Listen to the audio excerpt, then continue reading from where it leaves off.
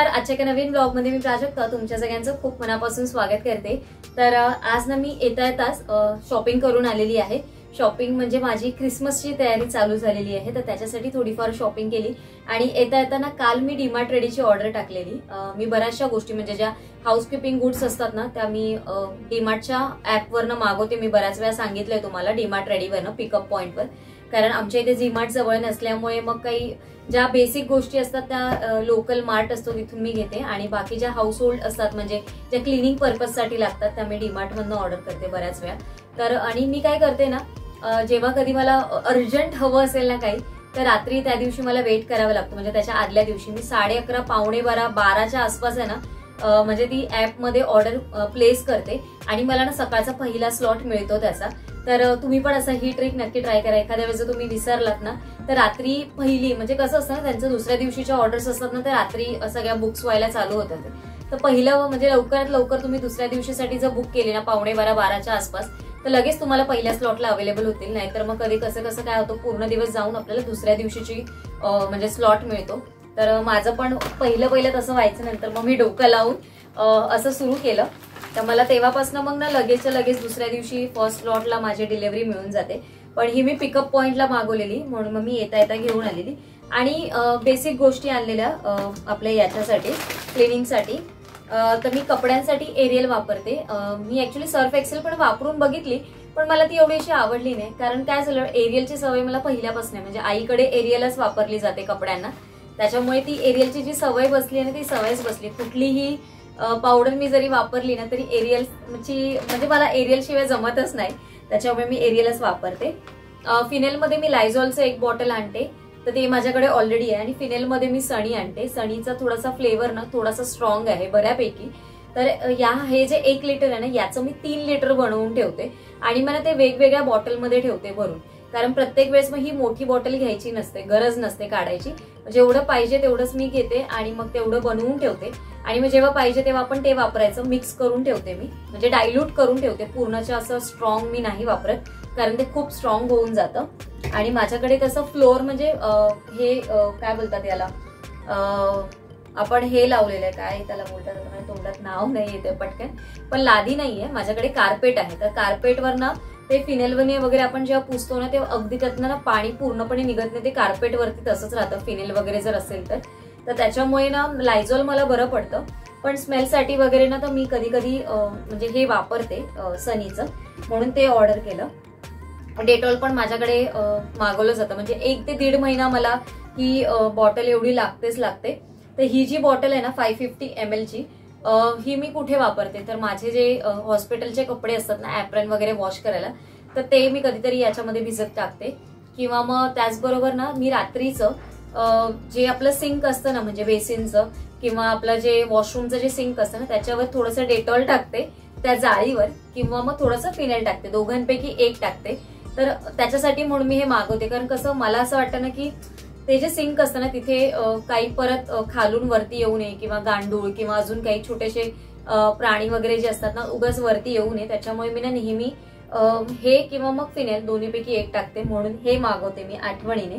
या ज्या महिन्या 1.5 महिन्याला लागतात, म्हणजे कट्टुकट महिना नाही पण 1.5 महिना तर मला आरामात जातो. त्याच्यानंतर बाथरूम क्लीनरसाठी हार्पिक मागवलेलं आहे फ्लोअरचं. आणि जे नॉर्मल वाला जे दुसरं हार्पिक आहे ते माझ्याकडे ऑलरेडी स्टॉकमध्ये आहे, त्याच्यामुळे ते वापरलं म्हणजे इथे काही मागवलं नाही मी. तर ते ब्लू कलरचं येतं ते. आणि हे वॉशरूमसाठी मी वापरते. आणि यावेळेस कसं झालं ना माझं, याच्या आधी माझ्याकडे जेव्हा मशीन होती जी जुनी होती, तर ती मशीन जुनी होती ना तर त्याच्यावर मी पावडरच वापरत होती. पण आता नवीन मशीन आली आहे तर त्याची एक्साइटमेंट खूप आहे आणि अजून ती वापरायला देखील आम्ही केली नाहीये. त्याचं आजच इन्स्टॉलेशन झालंय, आजच त्याचं डेमॉन्स्ट्रेशन झालंय आणि आता आम्हाला ती म्हणजे यूज पण करायची. तर त्याच्यासाठी मी ना हे लिक्विड मागवलेलं आहे टॉप लोडचं, आणि ते पण मी एरियलचं मागवलंय. आणि माझी ही पहिलीच वेळ आहे की मी असं लिक्विड वगैरे ऑर्डर केलंय आणि मी पहिल्यांदा वॉशिंगमध्ये लिक्विड वापरणार आहे. नाही तर याच्या आधी मी पावडरच यूज करत होती. कारण माझ्या आईकडे मशीन आहे, पण आई कधी अशी मशीन वापरतच नाही. म्हणजे मी आणि माझं कधी मशीनकडे लक्ष पण नसायचं, वॉशिंग मशीनकडे.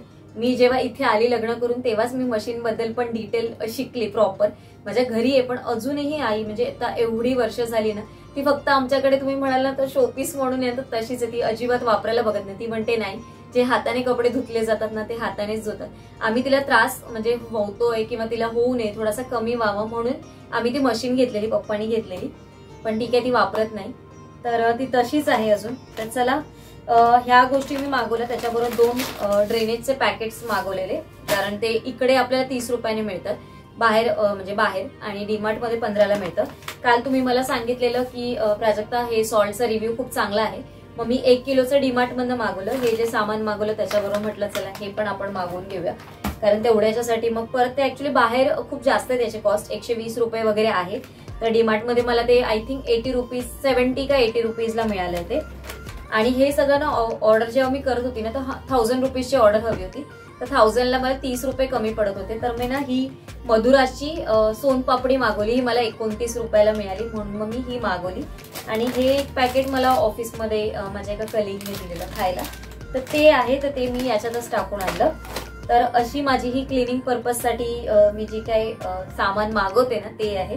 आणि याच्यानंतर क्लिनिंग ब्लॉग्स पण तुम्हाला बघायला मिळतील. मी तो सगळा प्रयत्न करणार आहे की सगळ्या प्रकारचे ब्लॉग तुमच्याबरोबर शेअर करायचे. तर आता मी ना तुम्हाला दाखवून घेते की मी काय काय सामान घेऊन आलेली आहे, म्हणजे माझ्या क्रिसमसच्या तयारीसाठी काय काय सामान आणलं ना ते पण दाखवून घेते.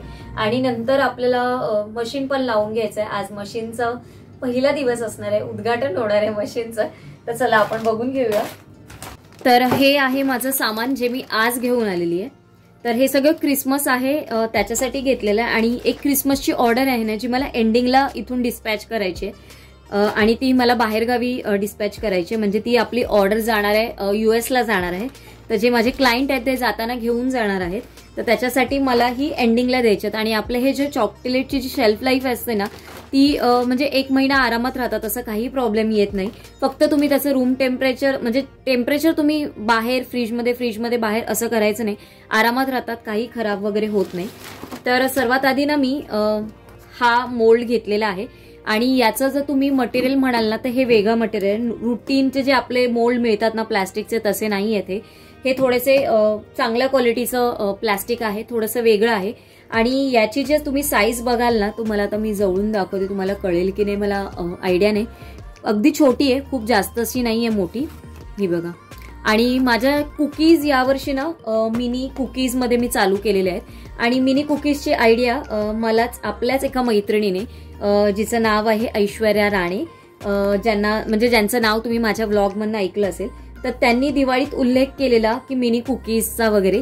तर मी विचार केला की या मिनी कुकीज आपण आपल्या येणाऱ्या म्हणजे ज्या हॅम्पर्समध्ये, म्हणजे जे आता क्रिसमसचे हॅम्पर्स वगैरे असतील किंवा क्रिसमसचे बॉक्सेस असतील त्याच्यामध्ये आपण ऍड करू. मग मी बरेच दिवस या साईजच्या, सेम साईजच्या शोधत होती, म्हणजे या सेम साईजच्या मी कुकी बनवणार आहे, कारण त्याचा मोल्ड मला, म्हणजे त्याच्याकडे तो मोल्ड मला ऑलरेडी मिळालेला आहे. तर त्या सेम साईजच्या मी बरेच दिवस शोधत होते आणि मी सांगून ठेवलेलं त्यांना की मला हा मोल्ड या साईजमध्ये हवा होता. मग आता अवेलेबल झाला तेव्हा मग मी घ्यायला गेली हा मोल्ड. त्याच्यानंतर हे छोटेसे क्यूटचे असे चॉकलेटचे बॉक्सेस आहेत, ज्याच्यावर एका साईडला मेरी क्रिसमस लिहिलेलं आहे. मेरी क्रिसमस जिंगल बँड आहे आणि सांताक्लॉज आहे त्याच्यावर. आणि ना हे खूप छान दिसतात, म्हणजे जेव्हा हे तयार होतात ना तर हे ना अशा पद्धतीने वरती असं त्याला हे येतं, हे इथून खाली असं पॅक होतं, हा बघा. आणि हा बॉक्स अशा प्रकारे काही दिसतो, छान दिसतोय बघा बॉक्स.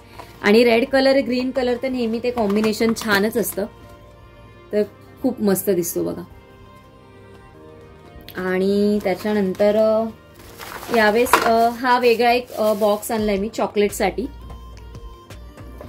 तर याच्यामध्ये पण आता मला पॅकिंग कसं करायचंय, काय करायचंय, की ट्रफल बॉल्स असतात त्याच्यासाठी हा वापरू, असं सगळं माझ्या डोक्यात फिरतंय. तर यावेळेस हा मी एक वेगळा बॉक्स ऍड केलाय. गेल्या वर्षी मी रक्षाबंधनमध्ये ना याच्यातलाच बॉक्स म्हणजे वापरलेला, पण त्याच्यावर हे असं डिझाईन नव्हतं, ते प्लेन मध्ये होतं, तो थोडा वेगळा होता आणि याचं थोडंसं फिनिशिंग वेगळं आहे. तर हा पण मी एक सॅम्पल पीस घेऊन आली, म्हटलं माझे कसे बसतील बॉल्स वगैरे, ट्रफल बॉल्स वगैरे, तर ते सगळं बघणार, अंदाजा घेणार आणि मग हे वापरायला करणार आहे. त्याच्यानंतर इथे म्हणाल ना तर हे थोडेसे मोल्ड माझ्याकडे एकच होते आधीचे, म्हणून मी हे 2 आणले. हे थोडेसे क्यूट आहेत असे. तर हे क्रिसमसच्या याच्यात ना जेलीचे जे चॉकलेट्स येतात ना त्याच्यासाठी मी हे वापरणार आहे, ज्याच्यामध्ये स्ट्रॉबेरी आहे, हे क्रिसमसला जसं ते फ्लॉवर किंवा जसं पान असतं ना जे क्रिसमसचं तसं आहे. आणि हे थोडं हार्ट वगैरे असं काहीतरी वेगळं यूज होईल. याच्यामध्ये ना जेलीचे चॉकलेट्स खूप छान दिसतात, तर हे जेलीच्या चॉकलेटसाठी स्पेसिफिकली मी घेऊन आलेली आहे. आणि हे आपल्या हॅम्परमध्ये जाईल, ज्याच्यामध्ये सॉक्स असतात, जिंगल बँड असतो, असं त्याच्यासाठी हा एक मोल्ड आणलेला आहे. आणि बाकी हे सगळं रुटीन आहेत. हे असे टीन आहेत जे मी आता घेऊन आलेली आहे बघा. याच्यावर मेरी क्रिसमस लिहिलंय आणि दिसायला अगदी छान आहे हा टीन, खूप मस्त दिसतोय बघा. असं आहे आतून. याच्यामध्ये तुम्ही कुकीज ठेवा किंवा मग चॉकलेट्स ठेवा, मग किंवा तुम्हाला जे काही ठेवायचं असेल ते. तर हा मी माझ्या कुकीजसाठी आणलेले आहेत आणि क्रिसमससाठी मी मिनी कुकीज यावर्षी बनवलेले आहेत. आणि स्क्वेअर मधल्या ज्या असतील ना त्या मी याच्यामध्ये ठेवणार आहे, असं माझं सगळं डोक्यात चाललंय. आणि बाकी तर हे मी डार्क कंपाऊंड वगैरे आणलेलं आहे जे मला नेहमी लागतं. मी नेहमी 2M कंपनीचंच वापरते. मी बऱ्याच वेळा माझ्या ब्लॉगमधनं सांगितलंय, हे थोडंसं महाग असतं इतर कंपाऊंडपेक्षा, पण याची टेस्ट खूप चांगली असते. आणि चॉकलेट्स वगैरे मी शक्यतो ना माझे जे 1-2 दुकानं ठरलेली आहेत तिथूनच घेते. जे काही सामान घ्यायचं असतं ते आयदर मी सायनवरनं घेते किंवा मग मी मुलुंडवरनं घेते, जसं मी तुम्हाला मागच्या ब्लॉगमधनं पण सांगितलंय. तर चला आता हे पण आवरून घेऊन आता आपल्याला जायचं आपल्या मशीनकडे, कारण मशीन आपली वाट बघते. तर ही मशीन आहे आणि मशीनचा प्रॉब्लेम हा होता ना की आमच्याकडे कनेक्शन तर होतं मशीनचं, पण याचा हा जो प्लग आहे ना तो मोठा आहे आणि आमच्याकडे होता ना तो छोटा होता. तर मग ते कनेक्शन आम्ही करून घेतलं आणि ते करायलाच बरेच दिवस गेले. मशीन येऊन पण आता कितीतरी दिवस झाले. तर आणि ना हा जो पाईप येतो ना जो मेन पाण्यासाठी असतोचा, तर हा पण आमच्याकडे ना ऑलरेडी इथे आहे लावलेला. तर त्याच्यामुळे ना आम्ही तो जुनाच कनेक्ट केला, इथे आहे तो, हा नवीन यूज नाही केला. आता हा असाच ठेवणार आहे. आणि हा फक्त त्याचा ना थोडासा कलर हे झालाय अगोदरच्या पाईपचा, नाहीतर हा चांगला आहे. आणि तसं आमच्याकडे पाण्याचा प्रॉब्लेम नसतो, पाणी 24 तास असतं, त्याच्यामुळे टेन्शन नसतं की कधी मशीन लावायची आणि कधी नाही लावायची. आणि हे सर्फ एक्सेलचं ना लिक्विड वॉश त्यांनी याच्याबरोबर दिलेलं मशीन बरोबर. तर आता हेच वापरूया आपण, सर्फ एक्सेलचं त्यांनी दिलेलं आहे ते. मी तर एरियलचं आणलंय, तुम्हाला शेअर केलं, पण हे आहे. तर त्याच्या आधी मी बेसिक तुम्हाला सांगते. हे जर तुम्ही म्हणाल काय एवढं बंद करून ठेवलंस, तर हे बंद म्हणजे मशीन म्हणजे काढून ठेवलेली बॉक्समधनं आणि आता बरेच दिवस म्हणजे 8-10 दिवस ती अशीच राहिलेली. मग मी त्याच्यामध्ये जी वॉशिंग करायची होती म्हणजे जी मी बेडशीट चेंज केलेली ना ती मी याच्यावरती घालून ठेवली, म्हणजे पॅनलला कुठे काही धक्का वगैरे लागू दे नको म्हणून मग मी ती याच्यावरतीच ठेवलेली. आणि आता तुम्हाला पहिली गोष्ट म्हणजे सांगते की ही मशीन आम्हाला कितीला मिळाली वगैरे, म्हणजे किती खर्च आला मशीनसाठी. तर ही मशीन 24,500 अशी याची प्राइस होती. मग याच्यावर आम्हाला एक 10% डिस्काउंट मिळाला, जो म्हणजे त्यांचा शॉपचा डिस्काउंट होता तो. त्याच्यानंतर मग तिथे दिवाळीची आपल्याला काहीतरी ऑफर होती, त्याचा ऍडिशनल मला 5% डिस्काउंट मिळाला. माझी जी जुनी वॉशिंग मशीन होती त्याचे मला आय थिंक एक्सचेंजमध्ये 1500 आले. तर तो एक्सचेंज आणि तो असा सगळा एक्सचेंज मिळून आम्हाला ही 21,500 पर्यंत मशीन गेलेली आहे. ती 24,599 अशी काहीतरी त्याची कॉस्ट होती आणि आम्हाला ही 21,500 मध्ये मिळाली.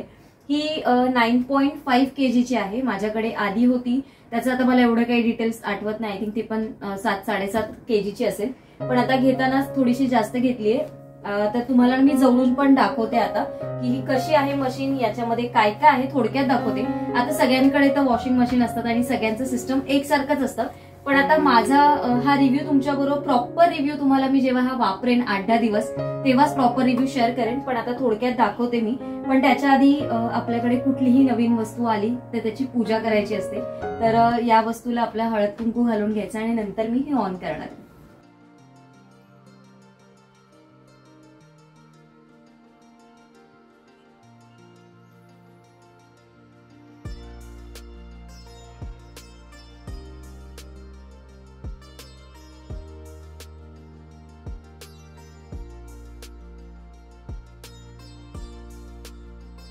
आता मशीन ऑन करायचे त्याच्या आधी इकडे जे हे 12 जे मोड आहेत ना ते मी दाखवते.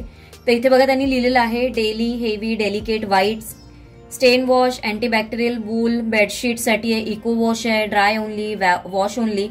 पॉवरचा आहे, प्रोग्राम आहे, प्रोग्राम सेट करावा लागतो कुठल्या याच्यावर आपल्याला म्हणजे कुठले कपडे आहेत आपले ते सेट करून आपल्याला प्रोग्राम सेट करून मग स्टार्ट करायचंय.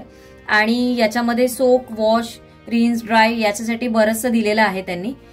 इथे जे ऑप्शन्स आहेत बघा, याच्यामध्ये वॉटर लेवल दिलंय, हार्ड वॉश लिहिलेलं आहे, हॉट वॉश आहे, ज्याच्यामध्ये वॉर्म आहे, हॉट आहे, आणि तुम्हाला कसे जेंटल, नॉर्मल, एक्स्ट्रा किंवा पॉवर ड्राय कसे करायचे त्याच्यासाठी पण इथे 4 ऑप्शन्स दिलेले आहेत त्यांनी. आणि अजून एक म्हणजे ना, इथे हा जो इको वॉशचा दिलेला आहे आणि रिन्स प्लस ड्रायचा दिलेला आहे, हे 2 ऑप्शन मध्ये त्यांनी असं सांगितलं ना की जेव्हा आपण नॉर्मल मशीन लावतो तेव्हा ती 3 वेळा घेते, पण जेव्हा तुम्हाला लवकर करायचंय काम, लवकर आटपायचंय, लवकर मशीन फिनिश करायचे, तर याच्यामध्ये ना 2 याच्यामध्ये ही मशीन होऊन जाते आणि ती तशीच होते जशी 3 वॉशमध्ये होतील. तर तसं आहे.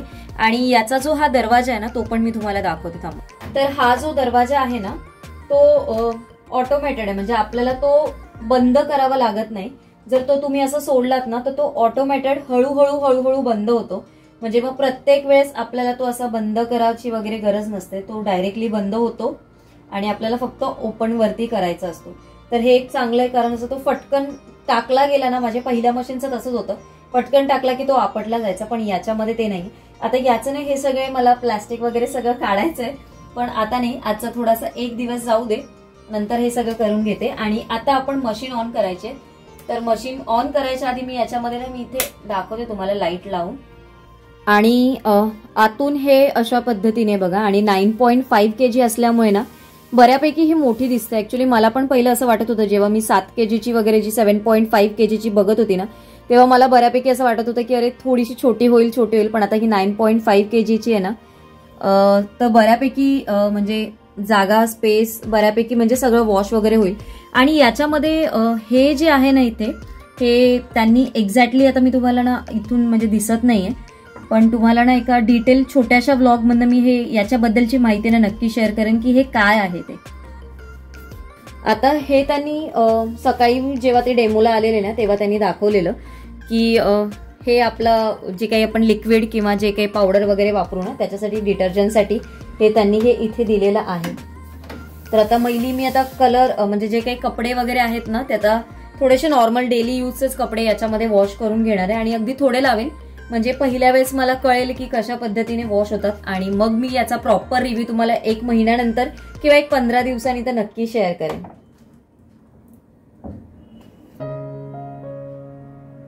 कपडे तर मशीनमध्ये मी टाकून घेतलेत. आणि यांनी जे सर्फ एक्सेल दिलेलं ना, त्याच्यामध्ये हे असे 3 पाऊच आलेले आहेत, जे आय थिंक 10 रुपयाचे आहेत, पण त्यांच्या पॅकेटमध्ये आलेले ते 3 आहेत. तर त्यांनी याच्यामध्ये सगळं दिलेलं आहे. यांनी असं लिहिलंय रिमेनिंग कितीला किती आहेत ना, हे सगळं आता मला वाचावं लागेल, कारण यांचं हे मला लिक्विड वॉशचं मला एवढी आयडिया नाहीये की किती कपड्यांना आपण किती टाकायचंय. जसं जसं मी यूज करेन तसं जसं सगळ्या गोष्टी कळतील. तर मी आता हे एक याच्यामध्ये ओतून घेते.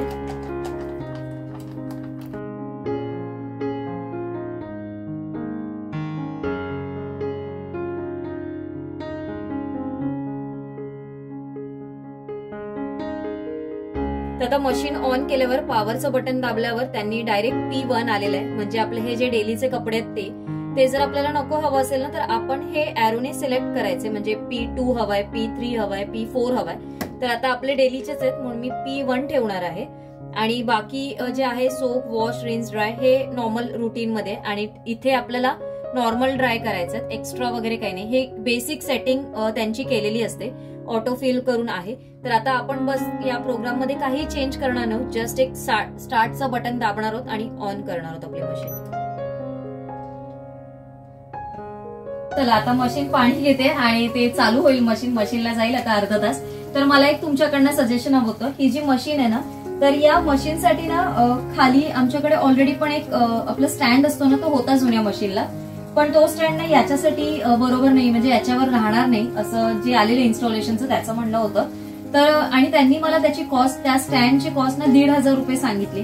तर तुम्हाला काय वाटतं की म्हणजे 1,500 रुपये त्याची कॉस्ट आहे का? असेल तर मला नक्की कमेंट करून सांगा. आणि त्याच्यापेक्षा कमी मध्ये कुठे अवेलेबल असेल ना, तर तुम्हाला आयडिया असेल तर ते देखील मला नक्की सांगा, कारण तुमची एक कमेंट यासाठी मला बरीचशी मदत करणार आहे. कारण 1,500 म्हणजे मी म्हणजे जेवढा आपण मशीनला खर्च करतो त्याच्यापेक्षा या छोट्या छोट्या ज्या गोष्टी असतात ना, त्याच्यासाठीचा खर्च होत असतो. पण मी 1,500 ऐकून स्टँडची किंमत खरंच शॉक झाली की अरे, मी म्हटलं सचिनला बापरे 1,500चं स्टँड. कारण ते म्हणाले की याच्यापेक्षा पण स्वस्त मिळतात, पण या मशीनसाठी 1,500चा तुम्ही स्टँड घ्या, तो चांगला असेल. तर आता ती लोक सांगताना असं सांगतात, पण खरंच 1,500चा स्टँड लागेल का? तुम्हाला आयडिया असेल तर मला नक्की कमेंट करून सांगा. उद्या एका छानशा ब्लॉग मध्ये भेटते. याचा डिटेल व्हिडिओ मी 15 दिवसांनी किंवा एखाद महिन्यानंतर नक्की शेअर करेन. आणि याच्यानंतर मी जे काही प्रोडक्ट्स वगैरे मागवले, जसं मी तुम्हाला मगाशी म्हटलं, क्लिनिंगचे वगैरे ब्लॉग नक्की तुमच्याबरोबर शेअर करण्याचा प्रयत्न करेन. उद्या एका छानशा ब्लॉग मध्ये भेटते. आजचा ब्लॉग इथेच एंड करते. सर्वांना Shri Swami Samarth. Bye bye and take care.